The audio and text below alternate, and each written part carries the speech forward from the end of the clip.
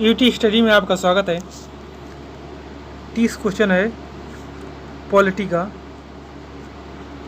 देखिएगा आप लोग कितना सही कर रहे हैं।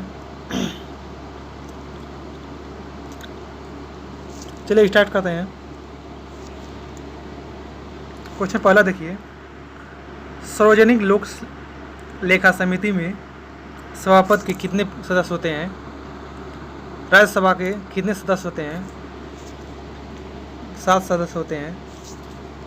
क्वेश्चन 2 देखिए,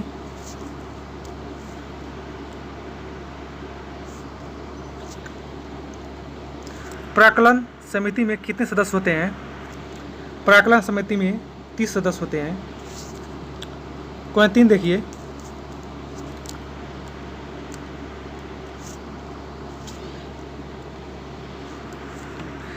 सांसद की कितने प्रकार की समितियां होती है? उपयोग दोनों होती है। अस्थायी समिति होती है, तटस्थ समिति होती है। क्वेश्चन 4 देखिए,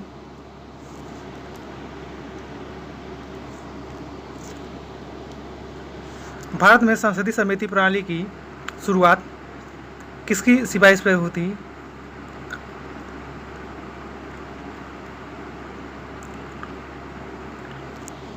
संसद के नियम समिति के सिफारिश की हुई थी। क्वेश्चन 5 देखिए,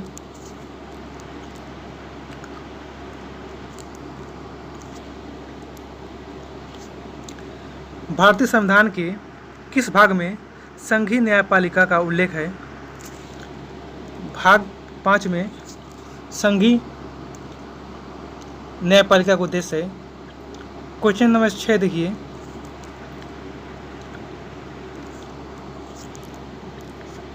संविधान के व्याख्याकार और संरक्षक कौन है?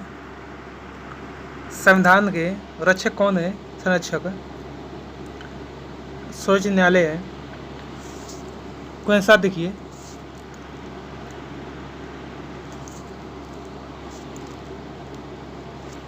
भारतीय संविधान की व्याख्या करने का मुख्य अधिकारी कौन है? सर्वोच्च न्यायालय। क्वेश्चन 8 देखिए,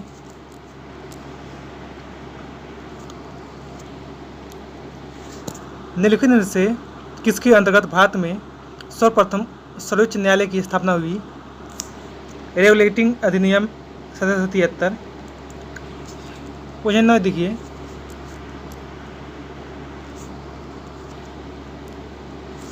मूल रूप से संविधान में सर्वोच्च न्यायालय में मुख्य न्यायाधीश के अतिरिक्त कितने न्यायाधीश को व्यवस्था की गई है? 7। क्वेश्चन 10 देखिए,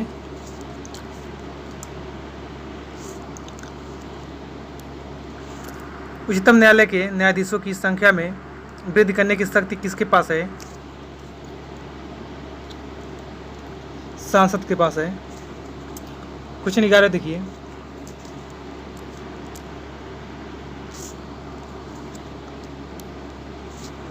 सर्वोच्च न्यायालय के मुख्य न्यायाधीश की नियुक्ति कौन करता है? राष्ट्रपति के द्वारा किया जाता है।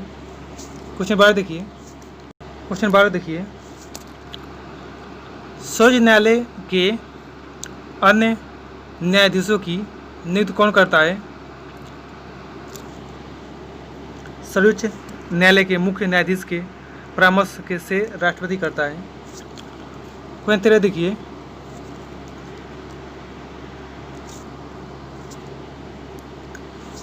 भारत के कार्यवाहक मुख्य न्यायाधीश की नियुक्ति कौन करता है?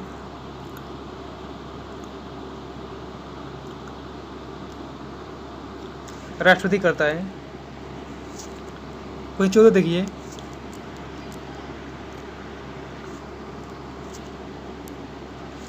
राष्ट्रपति सर्वोच्च न्यायालय के अन्य न्यायाधीशों की नियुक्ति में किसके परामर्श करते हैं?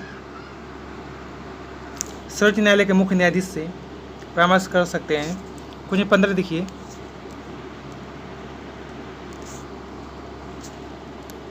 प्राक्कलन समिति के सदस्य किस में चुन के आते हैं? प्राक्कलन समिति में केवल लोकसभा से चुन के आते हैं। क्वेश्चन 16 देखिए,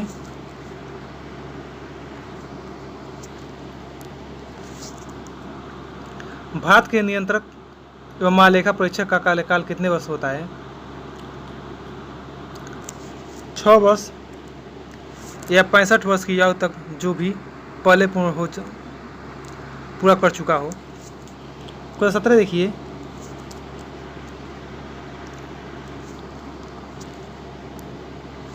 निम्नलिखित में से कौन सा भारत का कंसोलिडेटेड फंड का नियंत्रण परीक्षण करता है?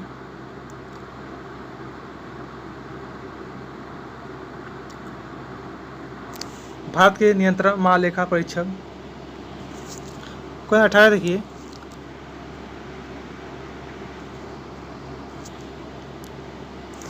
नियंत्रक एवं महालेखा परीक्षक की नियुक्ति राष्ट्रपति के द्वारा की जाती है। अपने पद से उसे हटाया जा सकता है सांसद के दोनों सदनों के संबोधन पर।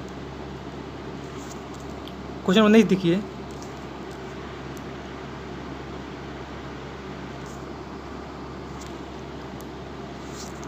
क्या भारत का नियंत्रक एवं महालेखा परीक्षक पद ग्रहण के पूर्व शपथ लेता है? हाँ। क्वेश्चन 20 देखिए,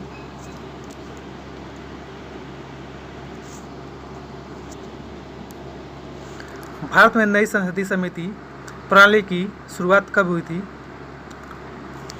1991 ईस्वी में हुई थी। क्वेश्चन 21 देखिए,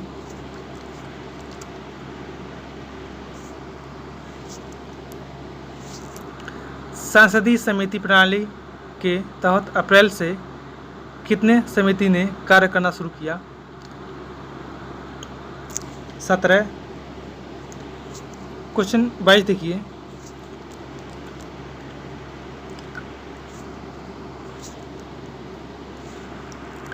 निम्नलिखित में कौन सा स्थायी समिति है? ये सभी हैं, प्राकलन समिति, लोक समिति, लोक लेखा समिति, नियम समिति, तीनों हैं। क्वेश्चन 23 देखिए,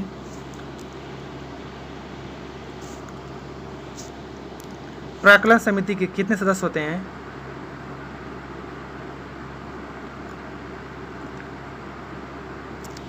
30 सदस्य होते हैं। क्वेश्चन 24 देखिए,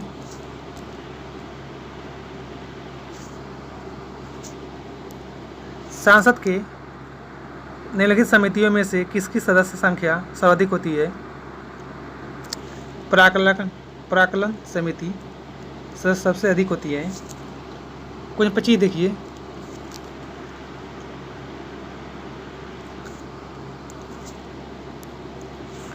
विधेयकों पर प्रभाव समिति में सदस्यों की अधिकतम संख्या कितनी तक हो सकती है?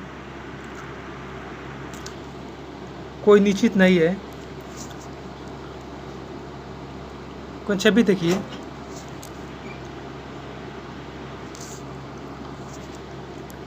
निम्नलिखित में से किस समिति का सदस्य कोई मंत्री नहीं हो सकता है? ये सभी प्राकलन समिति, सरकारी उपक्रम समिति, लोक लेखा समिति। 27 देखिए,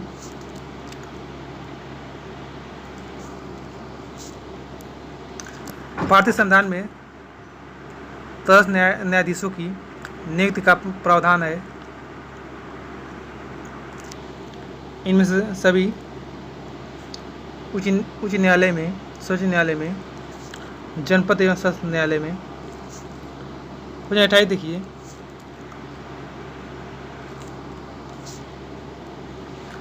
सर्वोच्च न्यायालय में न्यायाधीशों की नियुक्ति किस देश की न्याय प्रणाली से प्रेरित है? फ्रांस से है। कोई 29 देखिए, लाभ का पद परिभाषित हुआ सर्वोच्च न्यायालय द्वारा।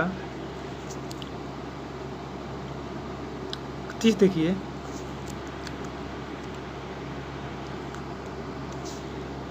जनहित याचिका दायर की जा सकती है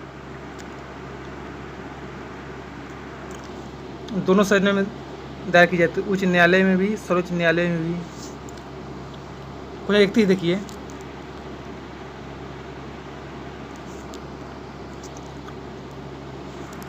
सर्वोच्च न्यायालय के प्रथम मुख्य न्यायाधीश कौन था? हीरालाल जी कानिया। अगर लाइक करिए, हमारे चैनल पर नए हैं सब्सक्राइब कर लीजिए। नमस्कार।